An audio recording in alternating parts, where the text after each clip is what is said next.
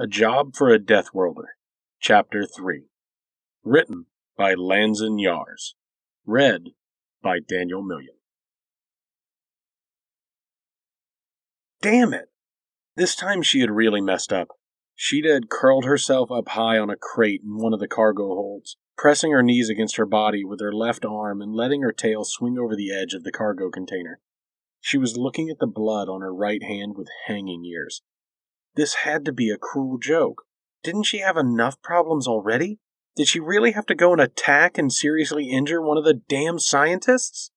She let her head sink down into her knees. What was that weird guy anyway? When she had woken up, he had looked like a Miat to her tired eyes. And to her people, waking up to someone you didn't fall asleep next to was not a good thing. So what was his problem, just startling her like that? Her hand felt sticky from the drying blood, and she still smelled the iron in the air. She wondered if the scientist was going to be all right. She didn't actually mean to hurt him, even though he did deserve it. But it was too late anyway. Soon enough, somebody would come for her to tell her that she had been stripped of her rank and would be brought back to Danima at the next possibility. Her ears fluttered as she heard the door to the hold open. Echoing footsteps sounded throughout the room. She recognized the footsteps. He was walking quadrupedal right now, but he did not seem in a rush. "Knew that I'd find you here," Captain Uton said while looking up at her from the ground level. "Let me die in peace," Sheeta answered muffled, speaking into her knees. "You know I can't do that. Too much paperwork," Uton replied, amused. "There's going to be paperwork anyway," Sheeta whined, still not looking up. Agitated, her tail began swinging around faster. Uton made that booming, bellowing sound that was a sign of amusement for his species. "You are right. There is always going to be paperwork," he pressed out between the bellows. "But we don't have to increase it unnecessarily, do we?" Sheeta took a deep breath and steeled her nerves before finally lifting her head and turning around, letting her legs dangle over the edge of the container and resting her arms on her thighs, looking down at the primate. "Stop talking like a corpse already," she demanded, annoyed. Uton looked a bit confused and answered, "I do not know that idiom, but I am guessing you want me to tell you what is going to happen now?" Sheeta made a click with her lips, signaling him to continue. Uton looked at her mischievously. "Well, I believe your shift will start in just a few minutes. I came here to make sure you actually show up today," he explained, making a much quieter version of that bellowing sound. Sheeta looked up, her eyes widening. She pushed herself over the edge of the crate, effortlessly falling down a drop multiple times her height and landing unharmed in front of Uton with a loud thud. Uton looked amused by her display, clapping his big hands while watching her straighten herself. "Never thought you would make sure to see me to my punish personally," she said, raising an eyebrow and looking up to Uton's face, leaving one ear hanging and perking the other one up. "Punishment?" Uton asked, exaggerated, obviously enjoying toying with the situation for a bit. "What punishment?" Sheeta snarled, showing her fangs to signal him to drop the act. "If you want me to spell it out for you, I won't.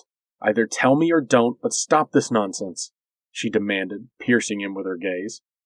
Uton, who had long ago stopped being intimidated by her body language, peeked his lips a bit. His dark eyes blinked slowly and his nostrils flared as he took some deep breaths. "Oh, don't be like that," he said, sounding slightly disappointed. "It's not every day I get to tease you a bit." "You are always trying to tease me," Sheeta rebuffed, crossing her arms and looking away annoyed. "Yes, but I don't always have the leverage that makes it actually work," Uton insisted and crouched down more to her level. "Usually you would just dismiss me." Sheeta only pushed some air through her teeth as an answer. "Yes, you are right," Uton continued, lifting one of his big arms into a kind of shrug and shaking his head a bit. "But honestly, you don't have to worry. James dropped all charges." Her ears perked up once more. James. That must be the scientist's name. And did he say all charges? But why? Sheeta murmured quietly, more to herself than to the captain. "To be honest, I don't know," Uton answered anyway, gesturing to support his claim. "He didn't seem upset at all. Said something about that just being how cats are." "And is he okay?" Sheeta asked, looking back up to him timidly. Uton bellowed once more. "Yep, he's all right," he answered. It didn't even really seem to bother him, if you believe it. Deathworlders are hardy, as you may know. He smirked at the last remark. So, I am not in trouble? Sheeta asked carefully, bracing herself for the answer. At that, Utan seemed to get serious. Oh, do not believe I will forget what has happened today. Just because nothing bad has come of it does not mean I will not keep your behavior in mind should any future incidents occur, he stated, and it was clear that it was not a threat but a promise. Then, more calmly, putting on an almost fatherly tone, he also added, and even if you get no direct punishment, and even though James has demanded no such thing, I do think that it is important that you at least sincerely apologize, and you will do so as soon as possible. She looked down at her feet and answered quietly, Yes, Captain. Utan made a happy sound and said loudly, Great, then that is that, while also swinging his giant arm and hitting Sheeta heavily on her back. Sheeta flinched a bit, even though, considering his size, it really did not have much force at all, and smiled lightly. Then Utan turned around and began trotting towards the exit of the hold, while shouting back to her, Go get yourself ready. I expect you to be more than punctual at roll call. Sheeta looked down at the assistant on her wrist. The captain had been right. It was not long until her next shift would begin. So she heeded his advice, also leaving cargo and quickly getting back to her room, almost flying through the maze of halls and corridors. Every crew member she came across quickly got out of her way, a path forming for her through the oncoming crowd. She could hear a lot of them quietly talking about her as soon as she had passed them, and the spiteful kitten within her really wanted to turn around and show them who they were insulting. But the adult, ranking officer within her knew that that was really not how she should behave, especially in her current situation, even if they really did deserve it. She reached her cabin in record time and closed the door behind her, leaning against it for a moment. Once again she looked down at her hand. The blood of the man had dried. To her surprise, in the process of drying it had formed flakes and clumps, caking her claws. The captain had apparently spoken the truth. This was the blood of a species designed to get hurt and shake off injuries. She shook her head to get rid of the thought, her wild hair rustling around her ears. She had to get ready. She quickly made her way to the sanitary unit and began washing the blood off of her. It was annoyingly sticky and apparently determined to stay on her hand, as if it was insisting to serve as a reminder of what she had done. But apparently, military-grade soap was stronger than weird philosophical metaphors, and managed to clean all the clotted stuff off of her skin. After that was done, she quickly changed into a fresh uniform. She would have loved to completely clean herself before going to the bridge, but that was time she didn't have now, having spent it sulking instead. So, she felt quite uncomfortable when she, shortly after, stepped onto the bridge feeling sweaty and dirty. And today she had a double shift as well. Great. At least not that many of the crew would notice. Not many species sweated.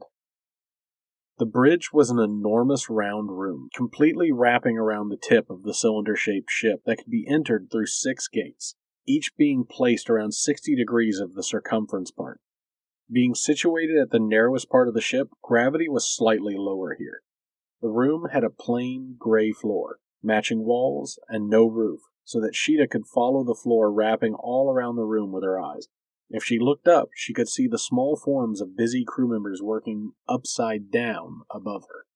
The room was dimly lit, mostly being illuminated by sheer number of computer screens used to control the various systems and processes of the ship, lighting the dark room up like a starry night. Each screen was equipped with motion-capturing cameras, used for making the computers easy to utilize for crew members of each size and non-verbally, even though vocal species could just as easily dictate their commands. The commander's seats were located directly in front of her, forming the only gap in the massive consoles and computers taking up most of the room's space. They were surrounded by a multitude of maneuverable screens used to communicate and supervise with every system if necessary. She took her place in the slowly forming line of officers, getting ready for the daily roll call. She stood in between Petty Officer Rujak, who belonged to the big crustacean people of the Ozma, on her right, and Chief Petty Officer Philip, who was part of the people of the Hinplod, descending from truly gigantic semi-aquatic mammals, on her left. Sheeta could feel both of them casting sideways glances at her, and it was slowly getting on her nerves. But before her already strained patience could be tested any more, a loud voice pierced the room, announcing, "Captain present!" The whole line came to attention in the various ways their species showed respect through body language. Sheeta stood up straight with her hands behind her back and lifted her chin. Rujak brought his 4 spiny legs into a symmetrical X position and crossed 2 of his 4 claws each in front of him. Philip lifted himself to his full height, and in doing so had to balance himself by hovering his massive arms awkwardly. Sheeta looked straight forward, her vision on either side blocked by the giants, so she did not see the captain approaching the line, but she knew the routine. Captain Utan approached the line from her left and made sure everyone was present and accounted for, starting with the highest ranking, and would work his way down the line until he reached the cadets at its right end. When he had reached Sheeta and loudly called out her rank and name, even though he was standing right in front of her, she proudly answered, "Present, sir!" He stopped in front of her, looking her up and down for a moment before stepping further down the line and calling out to Rujak. In the meantime, Sheeta could already hear the various superiors getting ready for the captain to pass the word on to them, so they could deploy everyone's first orders for today's shift in a briefing. "At ease!" A voice finally rang out, and everyone relaxed. Philip let out a loud huff as he finally slumped back down into his usually slouched position. The captain now positioned himself opposite to the center of the line. "Okay, everyone, let us keep this mission going smoothly. Do not slack off just because everything has been quiet for a while. As always, give it your very best today," he ordered, hoisting himself up into the bipedal stance so he stood at his full height. "Sir, yes, sir!" A chorus of voices answered, each and every one of them also signing their agreement. The captain perked his lips into a version of a smile. "All right then, everyone get to work," he exclaimed, clapping his hands a single time, before falling back down into his quadrupedal stance and turning to take his position in his chair. Sheeta did not see him take his place, because the second he had turned away, the entire line of officers was already in movement, grouping around their commanders and superiors to receive their orders. It took Sheeta a moment to spot her supervisor among the horde of giants moving about. Finally, she saw a hint of purple shining through the crowd. Division Officer Nalzam was waiting impatiently for her to arrive. She stood more than twice Sheeta's height, her body mainly consisting of a sort of pillar, surrounded by 12 limbs sprouting from the middle of it, that could indiscriminately be used for manipulation and locomotion. Each of their ends branched out in many freely movable and very flexible endings. She did not have a head, her 4 compound eyes instead being placed in each cardinal direction right above the root of her appendages. Her other sensory organs were internal. Sheeta also knew that her mouth was located at the bottom of her body, although it was not visible. The most noticeable thing about her appearance, however, was her deep purple exoskeleton, reflecting the light of the computer screens with a metallic sheen. Her identifier showing off her rank as a shiny button, as well as her assistant, were tied tightly around the upper part of her body. Sheeta hurried over to her side and straightened herself up. "Reporting for duty," she announced loudly. "I can see that," the DO replied in sign. Sheeta's eyes wandered from left to right. "Will anyone else be joining us, ma'am?" she asked, confused, as nobody appeared to be forming up around them.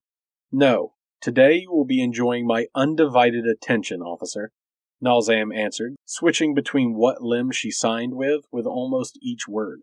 Somehow she managed to seem condescending even while using sign language, which honestly impressed Sheeta more than it insulted her. Was this about what happened today?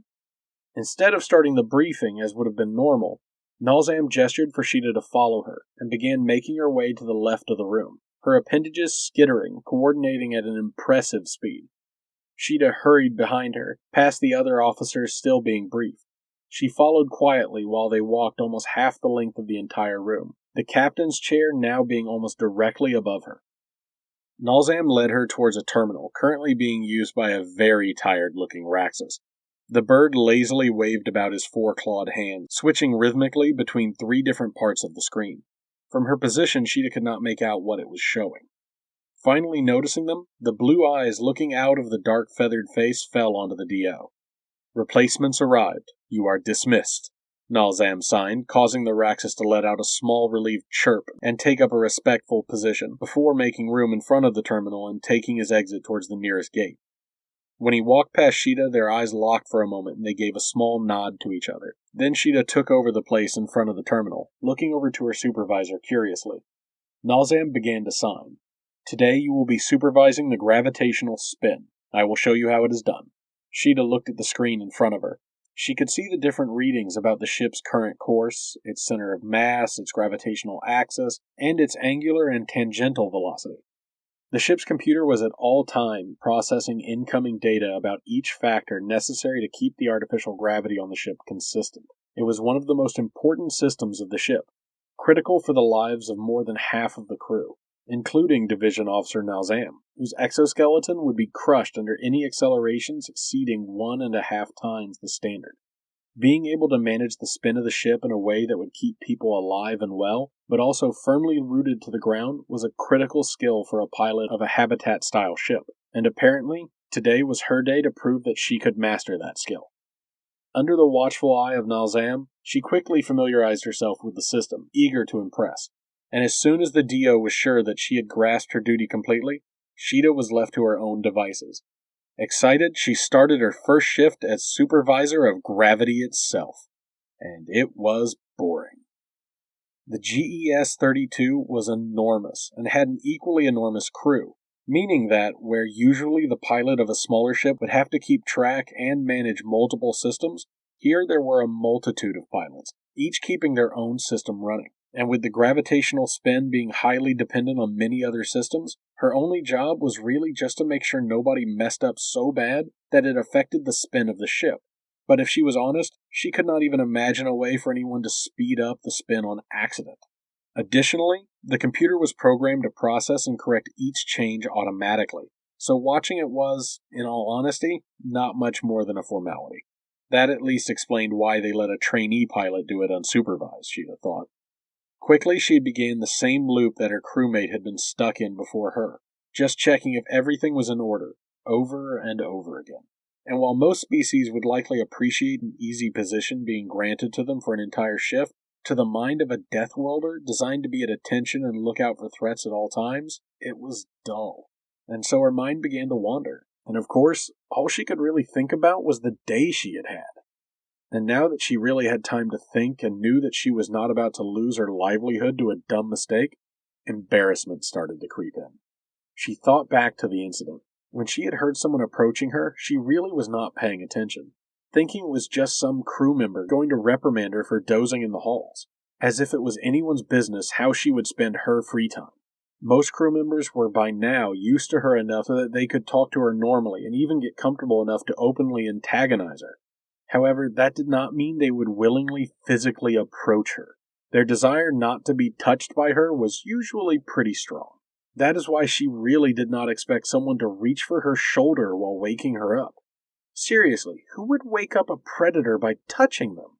She thought someone had a sudden, unhealthy expand in ego, so she wanted to reprimand them. Opening her eyes, she did not expect to find herself looking back at a pair of dark, piercing eyes staring her down. She blushed at the thought. She had reacted like a frightened kitten, not like a ranking officer. When had she gotten so frightful?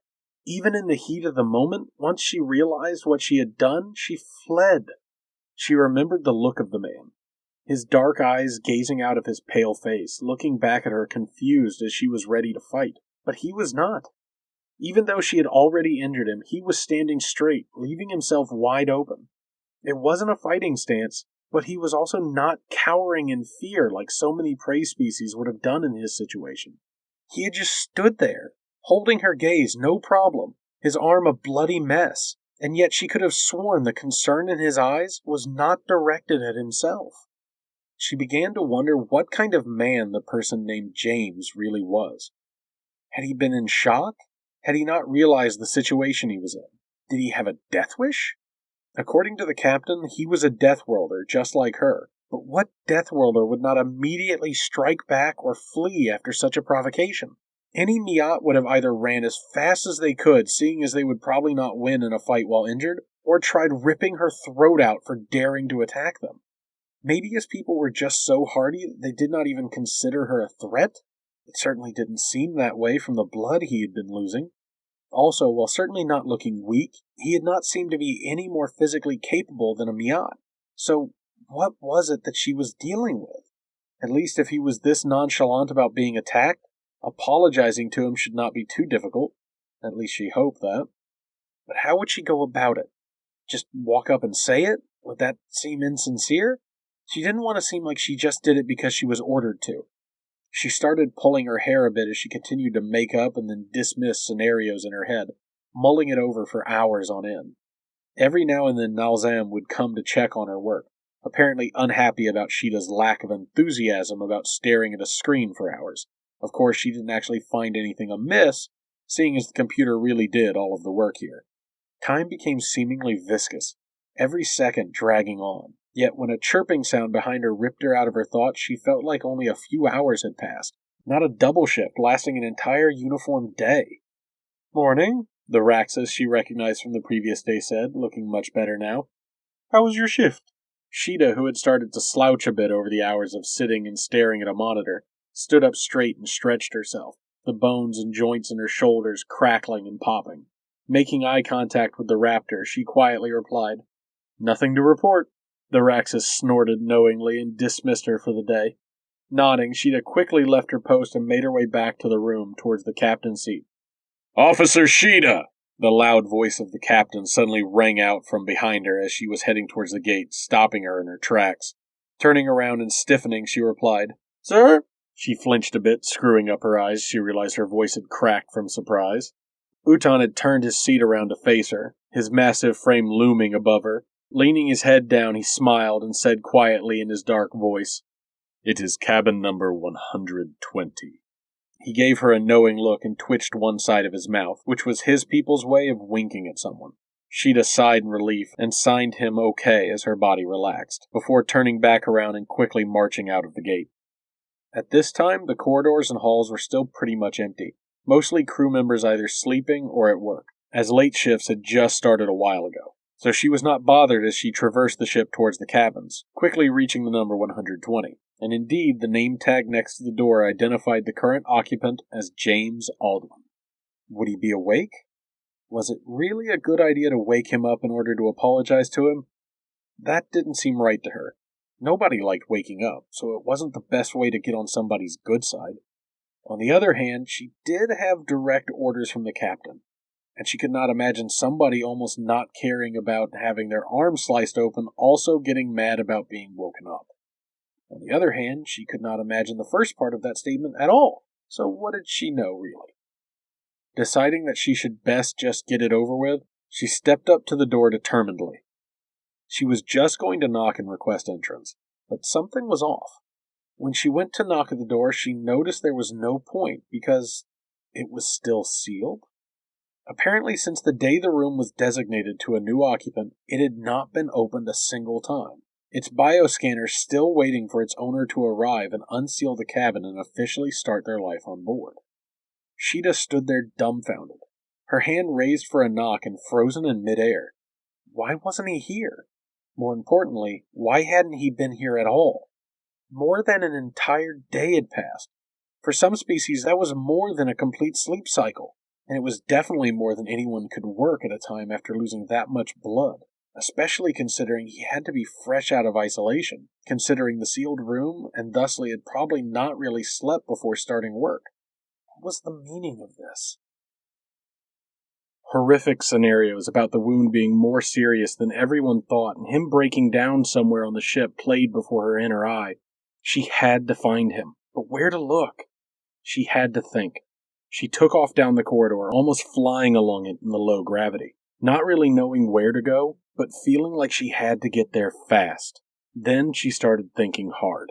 What did she know about him? He was a deathworlder, and apparently he was new around the ship. Not very helpful, but he did stand out from the crowd, so she could probably ask around for him. And if he had not yet been to his cabin, that meant he was still wearing that torn uniform, so people would have been even more likely to have noticed him. Suddenly, she stopped dead in her tracks, standing up straight, punching her temple hard. His uniform. Why hadn't she thought of that? He was a researcher, and if he had indeed collapsed anywhere on board and it was not yet reported to the captain, it couldn't have been anywhere with people around. So it had to have been either in his cabin, which she had already ruled out, or in his laboratory. Making a quick turn, she started heading towards the research area. Thankfully, it was close by from the cabins. She started pondering how she should find his laboratory among the sea of research facilities, but her thoughts were interrupted when suddenly her path was blocked by a big wall of furs, skin, and feathers. Cursing, she pressed her feet into the ground as hard as she could, tipping over forward from her momentum and skidding to a halt on all fours, stopping just short of crashing into the group of researchers, apparently also on their way towards their workplace. The whole group recoiled from her, looking shocked at the small person crouching on the ground in front of them and making concerned noises. Huffing from the exertion, Sheeta pushed herself back on her feet, already looking for the best way to pass the group of people, seemingly frozen in fear and blocking the entire hallway. Annoyed, she yelled out, "Move it! I don't have time for your gawking!" That seemed to at least kick them into motion, hurrying out of her way. Most of them, that is. "And what exactly is so important that you think you can talk to us like that, Sheeta?" An old Raphaelite woman with thick, dark fur answered, blocking Sheeta's way with her massive frame. Was she being serious right now? Her tail sticking up and waving agitatedly, Sheeta snarled, "That is petty, Officer Sheeta, to you, and I do not recall having to justify myself to you." Her opponent was clearly unsure of her actions, her eyes displaying the fear Sheeta knew from other prey species, but she did not waver. With a certainty Sheeta did not expect, drowning out the fear in her voice, the woman answered, "I believe you have plenty to justify. You may be an officer, but you certainly do not behave adequately for such a position. You would think they would teach even deathworlders to put their lowly instincts aside before allowing them onto the crew of such a ship. I was there when you had your outburst yesterday, and while James may be understanding as a deathworlder himself, I think officers should be held to a higher standard than their nature." Sheeta, who had been slowly getting less and less patient with the damn fool wasting precious seconds, suddenly raised up her ears, her anger evaporating. "Wait, did you say James?" she blurted out, indignantly interrupting the Raphaelite's ongoing lecture. Having been disrupted in her train of thought, the massive creature stopped, staring at Sheeta. "Excuse me?" the woman asked, perplexed. "You just said something about James. Do you know him?" Sheeta asked excitedly. "Why, yes," the woman answered, immediately getting interrupted again by an increasingly impatient Sheeta. "When have you last seen him? Do you know where he is?" She followed up, stepping closer to the large woman with each word, causing her to awkwardly step back. "What?" the woman stammered, seemingly having lost a good bit of that impressive confidence. "No, I do not. Not right now. But I would believe he is probably in his cabin." "No, he isn't," Sheeta cut her off. "I've already checked there and it's completely untouched." This wasn't helping, and she felt like she was running out of time. She took a deep breath and much more calmly explained. "Look, I believe something may have happened to him. Do you know where his laboratory is?" The Raphaelite's eyes widened. "Something happened?" she asked softly. Sheeta was already losing her composure again. "Do you or do you not?" she snapped at the woman, who replied, "Yes, I do. Just yesterday, him and I were—" "Can you lead me there?" Sheeta butted in, then adding a bit softer, "Please." That seemed to take not only the woman, but also her colleagues, all gawking at the two of them, by surprise. Taking a moment to regain her own composure, the woman straightened back up and cleared her throat before answering. "Of course, just follow me. You others, go on ahead without me." With that, she turned and began quickly, well, for her it was quick, making her way down the corridor in front of them. Sheeta followed along behind her, hurrying her along, visions of the possibly endangered man still playing in her mind. "What is this about, anyway? You said something about something having happened to James?"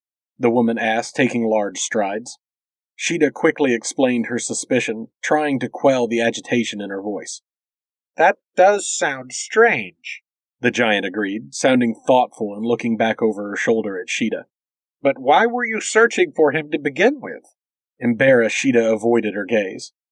"That's none of your business," she squealed, letting her ears hang down and flinching at how pathetic she sounded. The woman made an annoyed sound at that. "Well, we're almost there," she stated matter-of-factly, raising one of her big clawed arms to point towards one of the laboratory gates, standing wide open.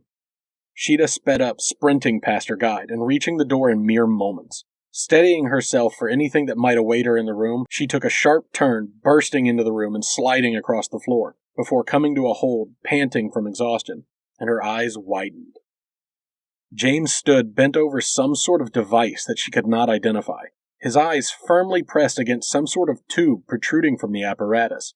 Next to him lay a notebook on which he scribbled something without looking, so he had in fact not collapsed.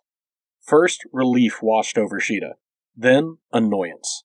So she had worried like that for no reason at all. Great. Apparently, her overreacting was becoming a theme. She sighed audibly, but James appeared to be too engrossed in his work to notice her. He scratched the back of his head with his free hand, unknowingly showing off his removed sleeve and the still healing wounds to her, reminding her that, as annoyed as she felt at that moment, him being all right was indeed a good thing. Behind her, the Raphaelite had caught up with her and stepped into the room as well. "Oh, thank goodness you are okay," she said loudly, breathing heavily and nervously fiddling with some of the hair on her neck. James perked up, surprised, and spun around to look at them. He looked even more tired than the Raxus had last night. Dark bags had formed on the pale skin under his eyes. His jet-black hair, that looked a lot smoother than that of a Miat, was disheveled and stood up in some places. Additionally, he looked just about as sweaty as Sheeta felt right now, having not cleaned herself yesterday, worked an entire double shift, and just ran around the complete ship. Dark stains of moisture had accumulated around his armpits, and she could smell him from where she stood. Then again, she could smell herself too, so she was in no position to complain. "Oh, hello you two," James greeted, rubbing his eyes. Then he opened his mouth widely into a big yawn, covering his mouth with his hand. This had very different effects on the two women. Sheeta, having calmed down, was now reminded of her own tiredness, yawning as well. The Raphaelite, on the other hand, recoiled a bit at the sight of their bared teeth, even if James tried to cover them. "Did you want anything?" James asked again, massaging his eyes before stopping for a moment and adding, "Wait, what time is it?" His personal assistant lay discarded a few paces away from him on the countertop, so he could not look at the time himself. This was also the moment Sheeta embarrassedly realized she could have probably called him over the communicator, or even the computer, to find out whether or not he was okay, which had somehow completely escaped her in her panic. "About the 6th hour," the Raphaelite replied, looking at her own device on her wrist. "Have you been working this entire time since we last talked? It has been more than a day. How are you still standing?" How long had he been working for? "Not on my planet," James replied. "I'm used to days more than twice as long as uniform days." He let that statement sit for a few moments. Then, scratching his neck awkwardly, he added, "But working 12 hours is a bit excessive, I guess." Then he shifted his gaze onto Sheeta and stepped towards her, extending his right hand forward. "I am James, by the way. I didn't really get a chance to introduce myself before," he said, baring his teeth at her, causing her hair to stand up. So he was mad at her after all. But his eyes were closed and his body was slack. What was he doing? She took a step back, slowly shifting her weight into a position in which she could better react should he attack. He reopened his eyes and looked at her very confused, his mouth closing again. "James." The piercing voice of the woman to her right suddenly rang out harshly, causing Sheeta and James alike to flinch. "You were doing it again." James looked over to her, seemingly still as confused for a moment. Then he pulled his hand back to loudly smack his forehead before covering his face with it. Sorry, you're right," he mumbled, his voice muffled by his hand. "Thank you, Moore. Guess I really am tired." Sheeta looked over to the woman, apparently named Moore, in an asking manner. Moore shook her big head. "Do not worry about him. That just now was not a display of aggressiveness. For some forsaken reason, his people have apparently evolved to bare their teeth in delight, giving everybody they interact with a heart attack in the process," she explained, exasperated. "Sorry about that," James chimed in, having lowered his hand but still looking embarrassed. "I usually know not to do it, but with me being tired and you looking so human-like, I just kind of forgot." Sheeta nodded and relaxed her posture. "It's all right," she replied, and tried to replicate the gesture by lifting her lips. "No harm done." She was not quite sure if she did it right, but it at least did seem to amuse him. He extended his hand once more, this time keeping his mouth shut while smiling. When she just stared at his hand for a while, he shook his head and shut his eyes tight. "Great job, James. Really showing yourself at your best," he mumbled to himself before opening his eyes again and scratching the hair on his face with his free hand. Then he explained. Back on Earth, we usually shake hands when we introduce ourselves. It's okay if you don't want to, I just kind of did it out of habit. Sheeta extended her own hand, gripping his. She was not sure how strong she should grip, so she just tried to match the pressure his hand was putting on hers. Well, I did not exactly put my best foot forward either, I would say, Sheeta professed, letting her ears hang a bit and averting her gaze for a moment. Then she gritted her teeth and finally looked him into the eyes, loudly saying, "My name is Sheeta. It's a pleasure to meet you." "The pleasure is all mine," James answered. Then he let go of her and took a step back, looking the two women over. "If I may ask, what did bring you two here, by the way?" he inquired. For a moment they didn't answer. Sheeta, who had had an entire day to agonize over how she would apologize, tried to quickly pick the best of all of her ideas she had dismissed before. "Well, I was just on my way to work when Sheeta ran into me, searching for you, and demanded that I lead her here because she could not find you and claimed something might have happened to you," Moore summarized quickly, then adding, "She did not tell me why." James, who had listened to her carefully, turned his head toward Sheeta, his look wordlessly asking, "You were looking for me?" "Well, I got worried," Sheeta answered, flustered, holding her arm. "When I went to your cabin and realized you had not even been there yet, I thought maybe you were in danger. After all, you are hurt." Her tail wriggled agitatedly while she talked. "Oh, I guess that's understandable. Sorry to have worried you," James said sheepishly before asking, puzzled. "But why were you trying to find me in the first place?" Sheeta looked at her feet and bit her tongue while trying to overcome her pride. James seemed to notice her struggle. Calmly, he proposed, "Moore, I think we've kept you from your work long enough now. You just go on ahead and don't worry about us. I will just clean up here and then go to bed. In the meantime, Sheeta can explain what it is that she had to discuss with me. Maybe she will even lend me a hand. Who knows?" He looked at the giant reassuringly, smiling lightly and crossing his arms. Moore did not seem thrilled about the proposition, apparently being curious about Sheeta's reasoning as well. But, perhaps not wanting to seem too intrusive, she nodded her head up and down, her fur coat rustling softly, and obliged. "Success to you," she said while seeing herself out. Success to you, James and Sheeta echoed simultaneously.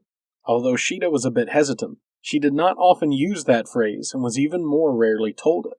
After that, the giant figure of Moore disappeared out the gate, closing it behind her with a loud hissing sound coming from the machinery. For a moment, Sheeta and James looked after her at the door. Then James turned back to Sheeta, putting his hands in the pockets of his uniform and smiling at her before asking, "So, what is it that you needed to see me for?" But Sheeta walked past him towards the place where he had worked when she had arrived. He looked after her, confused, raising his eyebrows. "You said you needed to clean up, right? Tell me how I can help," Sheeta ordered, leaning backwards onto the counter. James seemed a bit confused about her behavior, but obliged nonetheless, describing to her how to properly empty and clean some of the utensils he had used in his studies, while he himself shut down the apparatus he had been using and safely stored it, as well as some samples he apparently wanted to keep away. After a few minutes of work, she started rinsing out something James called a beaker. The activity was helping her ease up a bit. The cold water splashing over her hands was strangely soothing to her tense nerves. Now, having calmed down a bit, she placidly said, "I wanted to apologize. For my behavior yesterday, I mean. I didn't mean to injure you." While talking, she focused on the glass in her hand, which had by now been already clean for a while. James looked up at that, seemingly surprised by her suddenly speaking up. "Please, don't," he replied quietly, scribbling something on some sort of flask filled with a white viscous fluid. "It was nothing, really. I'm sorry I startled you like that." He sealed up the flask with metal foil and brought it over to a cooling unit across the room to store it. Sheeta was not really satisfied with that. He had reacted just about how she had expected, but it still didn't feel right.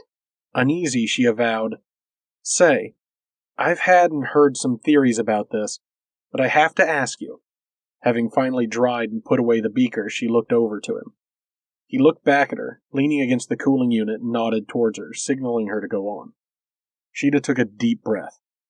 "Why are you really so calm about all this? I get that the injury is not that serious to you, and I also understand that you feel responsible in part. But still, even if I consider all that, your behavior does not make sense to me. Even if you are not mad about what happened, I do not understand how you can just try to pretend like nothing happened. Or at least that what happened was completely normal. James appeared a bit taken aback by that. Actually, he seemed outright embarrassed, and now it was him avoiding her gaze. He laughed to himself and quietly mumbled something in what Sheeta assumed was his native tongue. Then, taking a deep breath, he slowly confessed.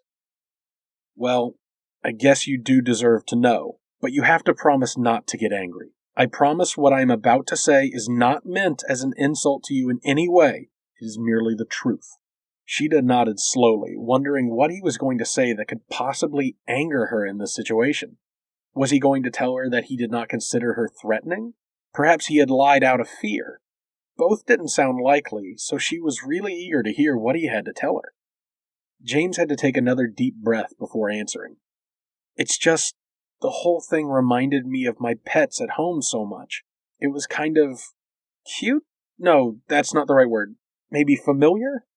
She did not understand what he wanted to tell her and just looked at him incredulously, while he seemed to ponder his next words. The word pet was not part of the standard vocabulary. She suspected that he had just adopted it from his mother tongue. Maybe it's easier if I just show you, James stated and started unbuttoning his uniform jacket, underneath which he wore a short-sleeved shirt. Here, take a look for a moment. He held his now naked, healthy arm towards her, encouraging her to study it for a moment. His skin was so pale that she could see veins shining through it with a blue hue, and some thin, dark hairs were distributed sparsely across it. Additionally, the arm was covered over and over in white and red lines, looking like long since-healed scratches.